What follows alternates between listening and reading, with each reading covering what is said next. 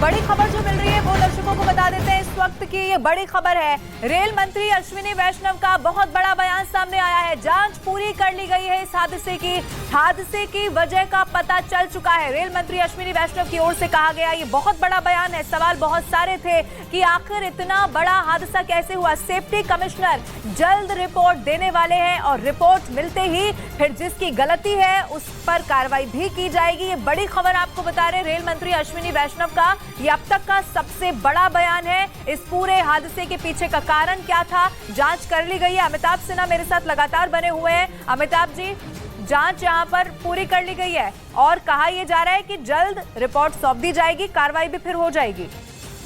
देखिए, कल दुर्घटना के जब प्रधानमंत्री के साथ जो ब्रीफिंग हुई थी अधिकारियों की, उनको भी कई चीजें बताई गई थी और देर शाम हमें भी सरकारी सूत्रों ने 2-3 बातें एक साफ कर दी थी। वो पहली बात ये थी कि ट्रेनें आपस में नहीं टकराई थी। एक ट्रेन लूप लाइन में खड़ी थी, दूसरी ट्रेन और Coromandel express, Yeshwantpur express cross कर रही थी और एक दूसरे को, उसमें कोरोमंडल एक्सप्रेस के पटरी से उनके डिब्बे उखड़ गए और कुछ उसके डब्बे जो लूप लाइन में खड़ी मालगाड़ी थी उस पे गिरे थे और कुछ डब्बे यशवंतपुर जा रही यशवंतपुर एक्सप्रेस पे गिरे थे और यशवंतपुर एक्सप्रेस के आखिरी 2 डिब्बों पर कोरोमंडल एक्सप्रेस के डब्बे गिरे थे। इसलिए यशवंतपुर एक्सप्रेस को बहुत ज्यादा नुकसान नहीं हुआ था, उनके सिर्फ आखिरी 2 डब्बों को नुकसान हुआ था, जिसमें गार्ड और एक जनरल बोगी थी।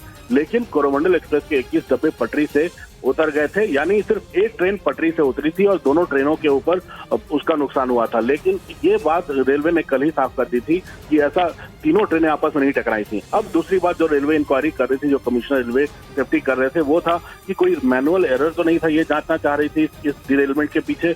दूसरा कारण ये हो सकता है सिग्नलिंग की कोई दिक्कत तो नहीं थी, ये भी रेलवे जानना चाह रहा था। तीसरा कारण कि रेलवे के पटरियों में कुछ दिक्कत तो नहीं थी, ये जानना चाह रहा था। मुझे लगता है अगर अश्विनी वैष्णव जी ने अगर ऐलान किया है कि इंक्वायरी पूरी हो गई है तो ये बड़ी बात है, क्योंकि 24 घंटे के अंदर कमिश्नर रेलवे सेफ्टी का इंक्वायरी पूरी करना ये बहुत बड़ी बात बताता है कि रेलवे मंत्री खुद वहां मौजूद है, रेलवे की पूरी टीम, रेलवे के सारे बड़े अधिकारी स्पॉट पे मौजूद हैं।